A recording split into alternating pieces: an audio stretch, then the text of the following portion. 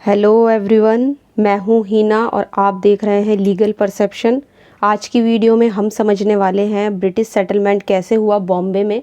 क्योंकि अपनी पिछली वीडियो में हमने समझा था कि सूरत में ब्रिटिश सेटलमेंट कैसे हुआ और उससे नेक्स्ट वीडियो में हमने समझा था कि मद्रास में ब्रिटिश सेटलमेंट कैसे हुआ। तो उसी सीरीज़ को आगे बढ़ाते हुए आज हम समझेंगे कि बॉम्बे में ब्रिटिशर्स का सेटलमेंट कैसे हुआ। तो चलिए वीडियो स्टार्ट करते हैं, लेकिन आगे बढ़ने से पहले आपके लिए एक ज़रूरी इन्फॉर्मेशन। तो अगर आपको लीगल हिस्ट्री के पेड नोट्स चाहिए और हिंदी में चाहिए तो आप इस व्हाट्सअप नंबर पर मैसेज करके ले सकते हो। इसके अलावा जो नोट्स के प्राइस हैं वो आपको डिस्क्रिप्शन में मिल जाएंगे। तो बॉम्बे में ब्रिटिशर्स के सेटलमेंट को समझने के लिए आज भी हम 3 पॉइंट समझने वाले हैं। जैसे सबसे पहले हम समझेंगे कि ब्रिटिशर्स का सेटलमेंट कैसे हुआ बॉम्बे में, उसका बैकग्राउंड। उसके बाद बॉम्बे का एडमिनिस्ट्रेशन कैसे होता था उस टाइम पर ब्रिटिश सेटलमेंट के बाद।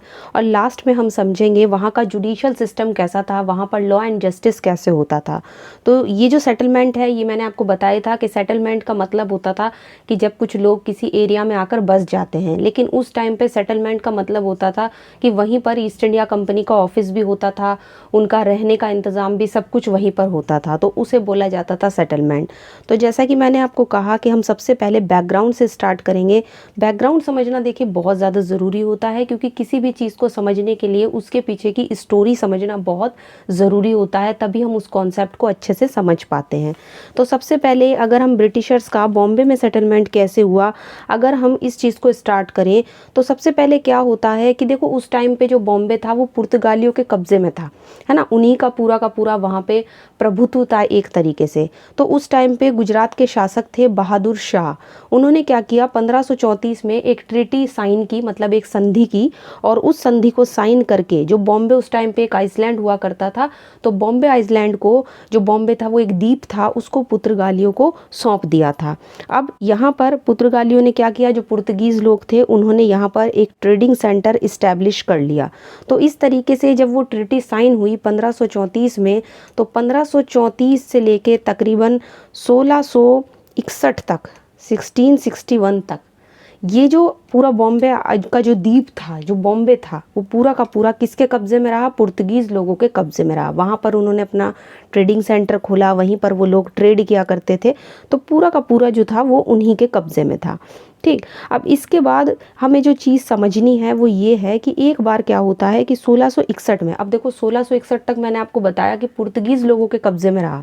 अब क्या होता है कि 1661 में क्या होता है कि एक शासक था अल्फोंस सिक्स, है ना। ये प्रोनाउंसिएशन में थोड़ा गलत हो सकता है क्योंकि नाम ऐसे हैं, तो अल्फोंस सिक्स था। उन्होंने क्या किया, जो उसकी सिस्टर थी प्रिंसेस कैथरीन, उनकी जो शादी थी प्रिंसेस कैथरीन की, उनकी शादी चार्ल्स सेकंड से कर दी। चार्ल्स सेकंड जो उस टाइम पे ब्रिटिश सम्राट थे, तो उनसे शादी कर दी और एज अ गिफ्ट डाउरी के रूप में जो बॉम्बे आइसलैंड था उसको दे दिया, किसे, चार्ल्स सेकंड को।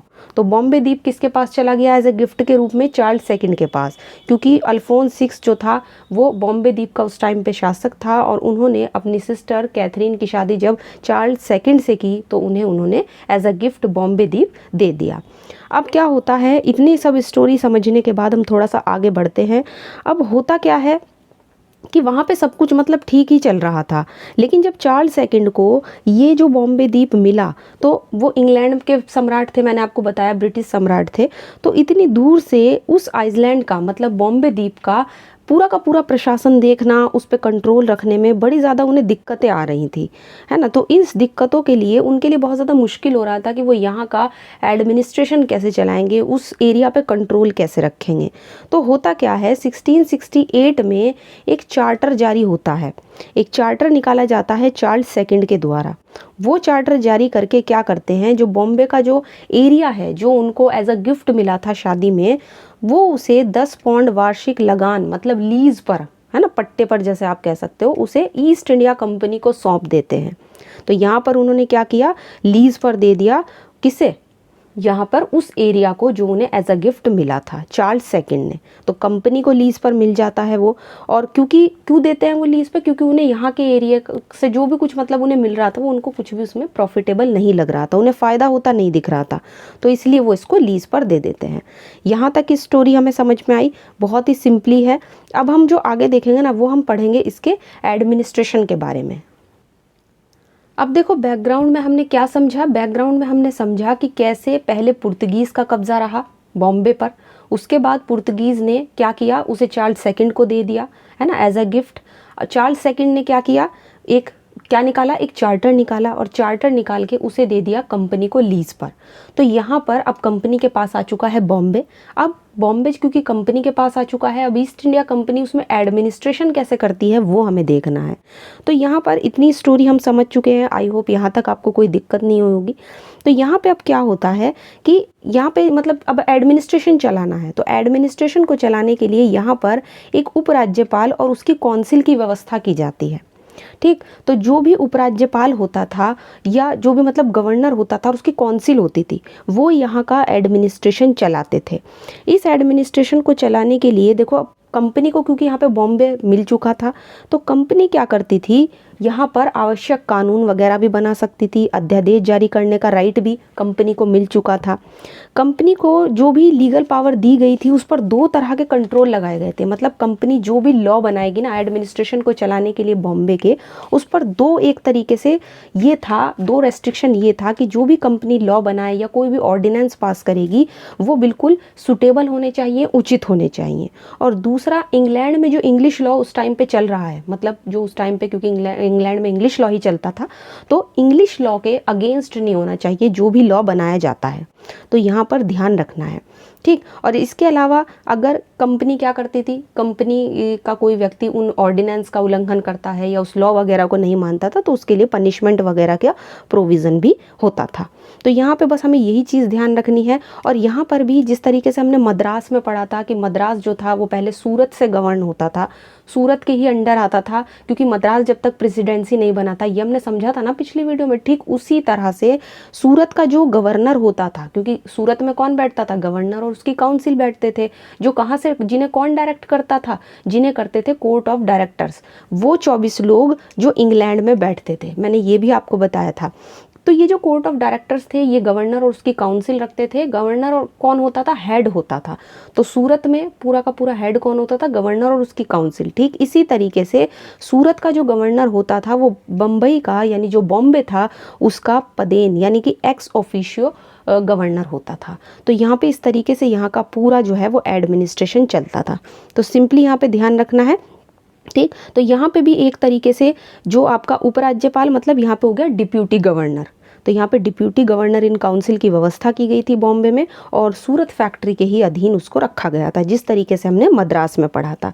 तो ये था इसका एडमिनिस्ट्रेशन। अब देखो हमने बैकग्राउंड समझ लिया, हमने एडमिनिस्ट्रेशन समझ लिया कि किस तरीके से वहाँ पर बॉम्बे में एडमिनिस्ट्रेशन चलता था ईस्ट इंडिया कंपनी के द्वारा। अब हमें समझना है कि वहाँ का जुडिशियल सिस्टम कैसा था।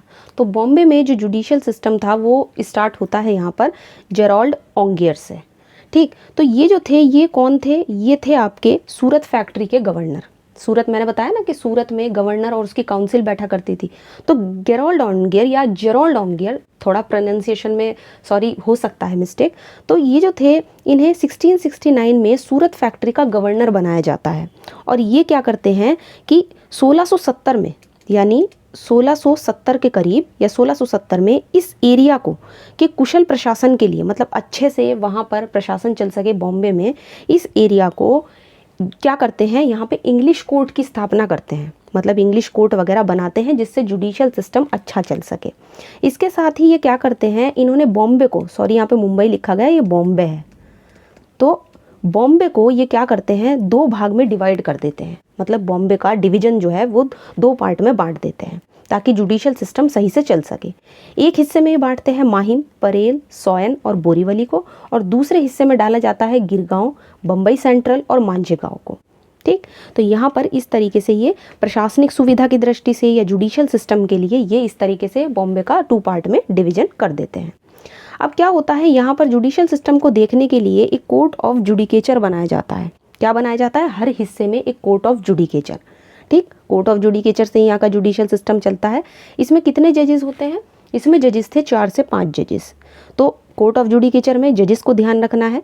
ठीक, 4 से 5 जजेस होते थे। इन न्यायाधीशों की नियुक्ति कौन करता था, ये करता था गवर्नर जनरल और उसकी काउंसिल। गवर्नर जनरल और उसकी काउंसिल कहाँ से, सूरत से। मैंने बताया ना कि सूरत में ही जनरल नहीं, गवर्नर और उसकी काउंसिल। तो गवर्नर कहाँ बैठते थे, सूरत में। ठीक, मद्रास का भी सारा का सारा कौन करता था, गवर्नर। मैंने बताया था कि गवर्नर और उसकी काउंसिल करते थे, क्योंकि जब तक मद्रास प्रेसिडेंसी नहीं बना था। तो यहाँ पे भी बिल्कुल स्टार्टिंग में वही सिचुएशन थी। तो यहाँ पर नियुक्ति कौन करते थे, गवर्नर और उसकी काउंसिल। फिर इसके अलावा यहाँ पे एक सीमा शुल्क अधिकारी की भी नियुक्ति की गई थी, यानी कि कौन, एक कस्टम ऑफिसर। तो कस्टम ऑफिसर क्या होता था, यही अपने अपने विभागीय कोर्ट का अध्यक्ष होता था। ठीक, कस्टम ऑफिसर। और अगर हम बात करें कोरम की, तो ये जो कोर्ट था, कोर्ट ऑफ जुडिकेचर, इसमें अगर कोरम चाहिए, मतलब मिनिमम जजेस कितने चाहिए किसी भी प्रोसीडिंग को या कार्यवाही को शुरू करने के लिए, तो कम से कम 3 जजेस की उपस्थिति होना बहुत ज़रूरी था। तो छोटे मोटे मामलों को ये निपटाया करता था। और बहुत ही मतलब इम्पॉर्टेंट जो है वो यहाँ पर यही है इसके जुडिशियल सिस्टम को देखने के लिए। तो आई होप आपको यहाँ तक समझ आ गया होगा, इसमें कोई दिक्कत नहीं रही होगी कि जुडिशियल सिस्टम के लिए यहाँ पे कोर्ट ऑफ जुडिकेचर बनाया गया था। ठीक, तो ये था इसका जुडिशियल सिस्टम।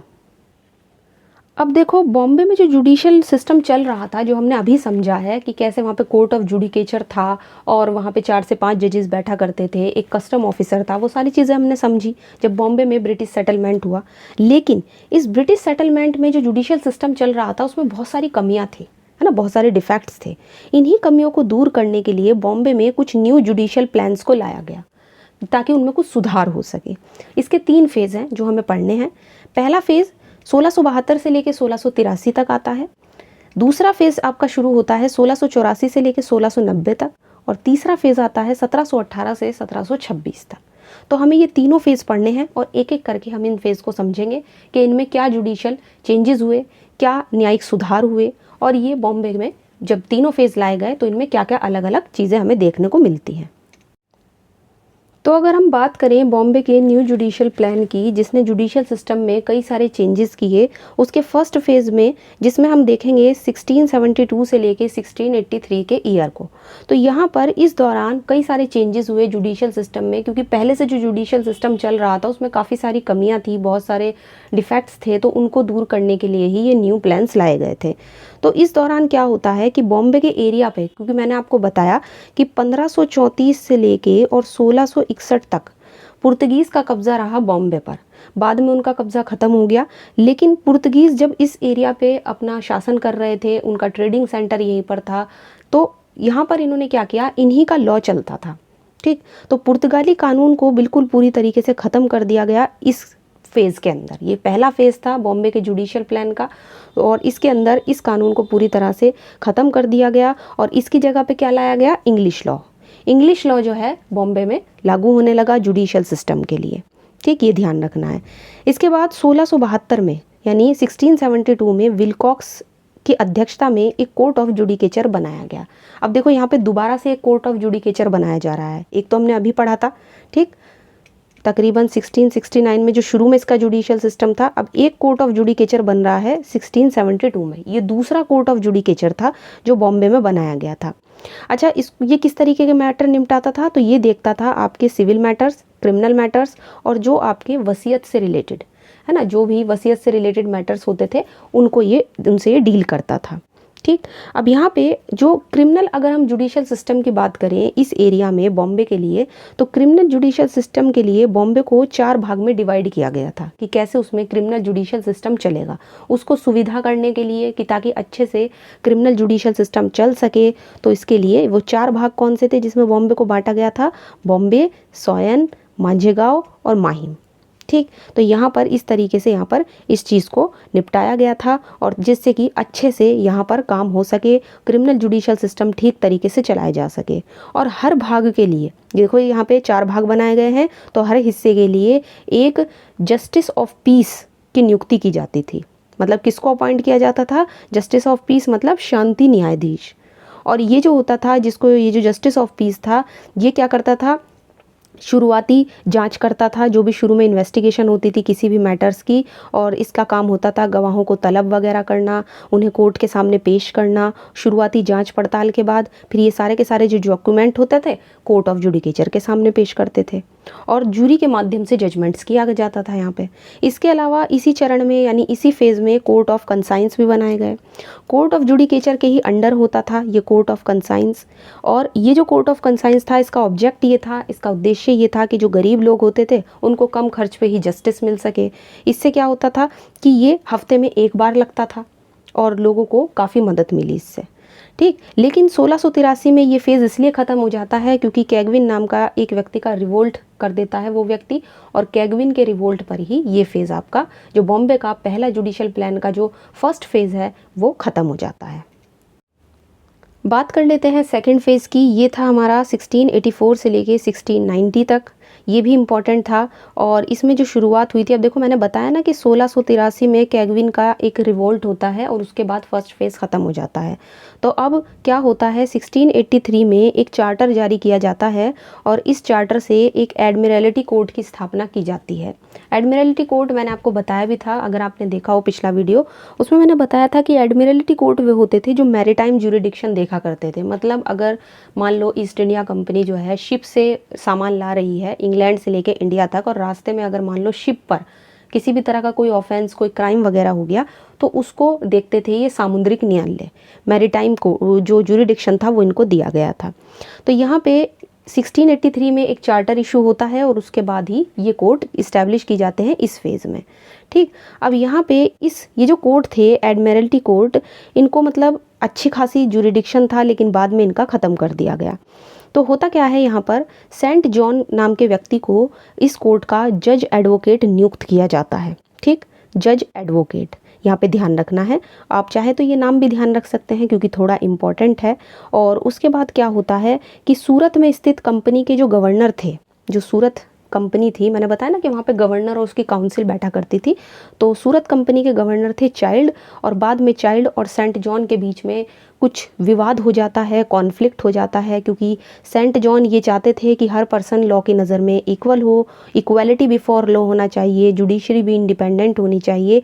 लेकिन जो चाइल्ड थे उनको सूरत का जब गवर्नर बनाया गया तो उनके खिलाफ कुछ जॉन को कुछ मतलब करप्शन के कुछ एविडेंसेस मिल जाते हैं, इसको लेके दोनों के बीच में बहुत ज़्यादा कॉन्फ्लिक्ट हो जाता है।